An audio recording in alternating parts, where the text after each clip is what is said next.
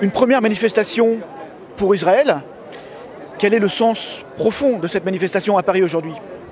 Pour Israël, pour la paix, pour rappeler que si aujourd'hui il y a ce conflit, c'est d'abord, ça a commencé par des lance-roquettes sur l'État d'Israël et que l'État d'Israël n'a fait que répliquer. Quel pays au monde, c'est la question qu'il faut poser, quel pays au monde accepterait de recevoir des centaines de roquettes tous les jours sans répliquer? Voilà l'objet de cette manifestation ici, dont certains pensent qu'elle vient un peu tard, mais je crois que c'est la grandeur aussi de la communauté juive de France qui n'a pas voulu, dans la période très difficile, en rajouter.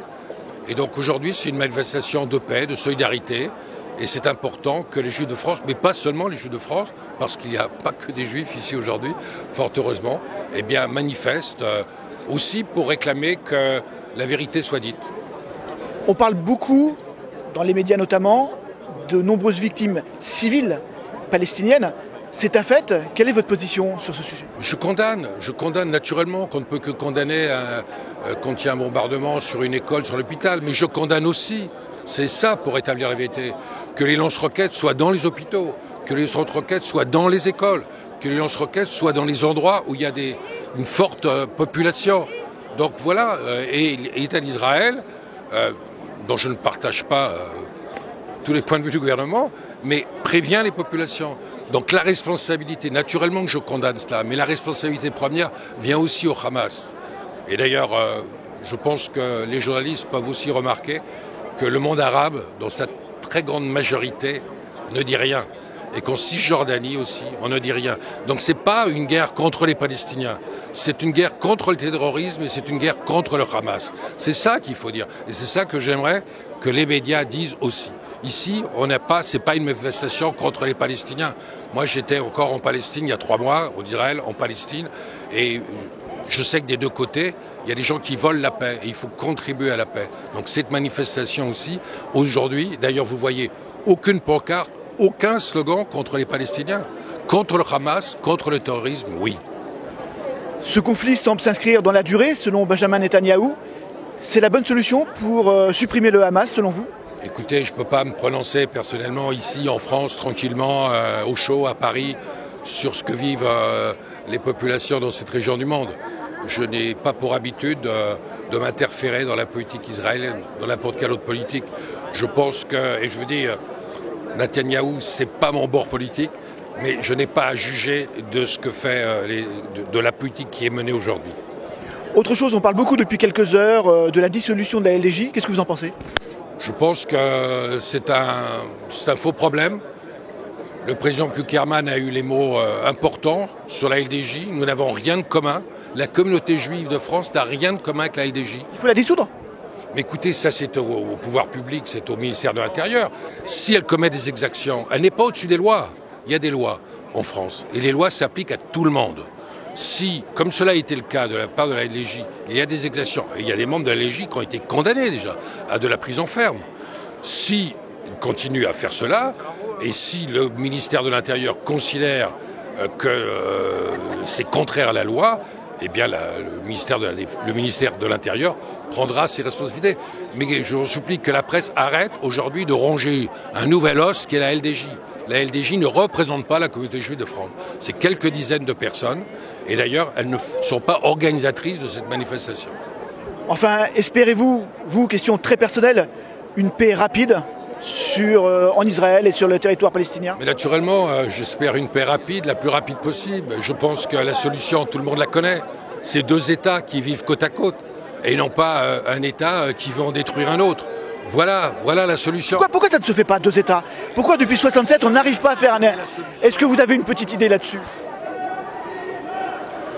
J'ai une petite idée, mais c'est pas aujourd'hui que je vous la donnerai.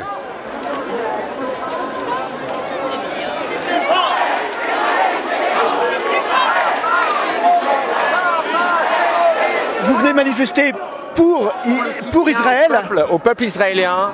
Alors qu'est-ce que vous pensez de la situation tout simplement qui se déroule en terre d'Israël et en terre de Palestine?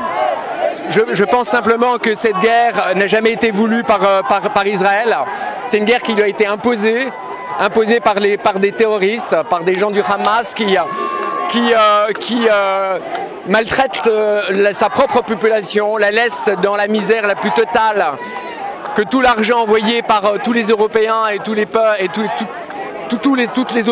autres États a été simplement destiné à creuser des tunnels, à se renforcer militairement au lieu d'être pour le bien-être de son peuple. Encore une fois, il faut que les médias comprennent qu'Israël n'a jamais voulu ce conflit. C'est un conflit qui lui a été imposé et qu'en tant que démocratie et la seule de ce Moyen-Orient, elle est obligée de se défendre et défendre son peuple. Maintenant, quand il y a des dégâts collatéraux, ce qu'on regrette tous, parce que voir des enfants mourir, c'est un déchirement. On est des humains, on ne peut pas supporter ça. Alors, justement, qui paye le plus lourd tribut ? Le Hamas ou la population civile ? Là, dans un calcul de nombre de morts. Il y a beaucoup de civils pourtant qui décèdent, c'est reconnu par tout le monde.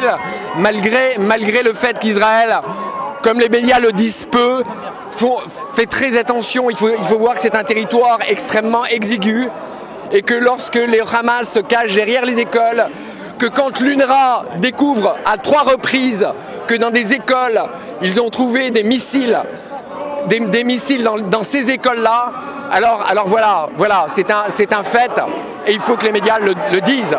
Et malheureusement, on ne peut pas évidemment cautionner la mort d'enfants parce que c'est toujours c'est atroce. Mais le problème, c'est qu'on n'a pas le choix. Il faut que le Hamas cesse d'envoyer ses roquettes. Les Égyptiens ont voulu imposer un cessez-le-feu que le Hamas a refusé. Voilà, et il est dans des calculs. Et là, on n'est pas dans les calculs. Il faut dire aussi qu'il y a plus de 55 soldats israéliens qui sont morts. Il y a une dizaine de personnes dans la population israélienne qui sont mortes. Et que tous les jours, les gens courent dans leurs abris. Et que aussi, c'est une guerre psychologique et que c'est aussi terrible pour le peuple israélien.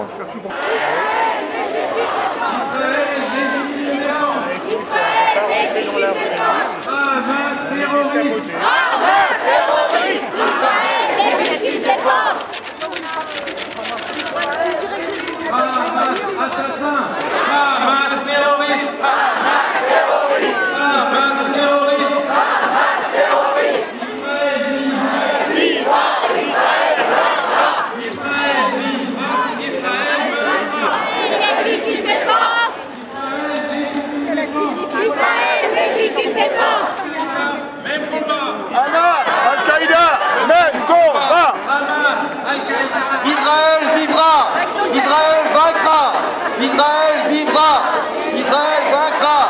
On veut des médias impartiaux, on veut des médias impartiaux.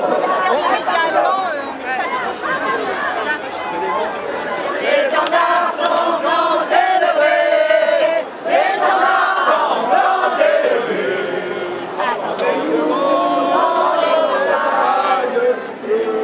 Ces féroces soldats qui viennent jusque dans vos bras, égorger vos fils et vos compagnes.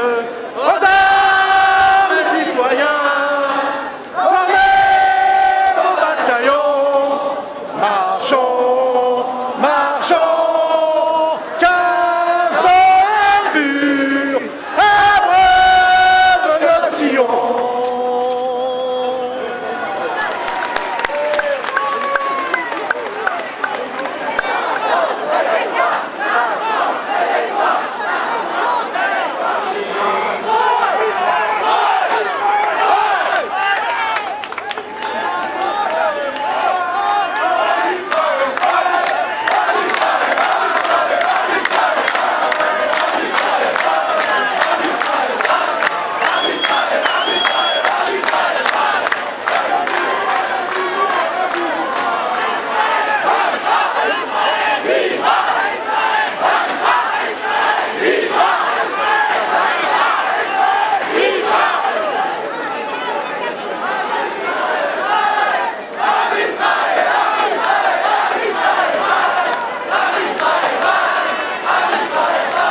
Importante, M. Carcel ? Oui, c'est l'occasion d'apporter notre soutien à l'État d'Israël, qui est le garant de la dignité de tous les Juifs à travers le monde. Jusqu'où doit aller ce conflit ? Benjamin Netanyahou a l'air de dire que ça n'allait pas s'arrêter là. Selon vous, jusqu'où faut-il que le gouvernement israélien aille? Il faut que de Gaza ne soit plus tiré des roquettes sur le territoire israélien. Trouver un arrangement avec le Hamas, c'est difficile puisque le Hamas veut la destruction d'Israël. On entend beaucoup de manifestants conspuer les médias. Vous êtes du même avis? Vous pensez que les médias ne rapportent pas la factualité des faits en Israël et en Palestine? On ne voit pas dans les médias, en tous les cas, de combattants de Gaza. On a l'impression qu'il n'y a que des civils à Gaza, mais s'il n'y avait pas de combattants, il n'y aurait pas de...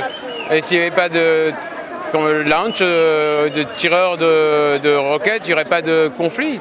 C'est parce que le Hamas tire des roquettes sur Israël, veut enlever ses civils et veut exterminer Israël qu'il y a ce conflit. Voilà.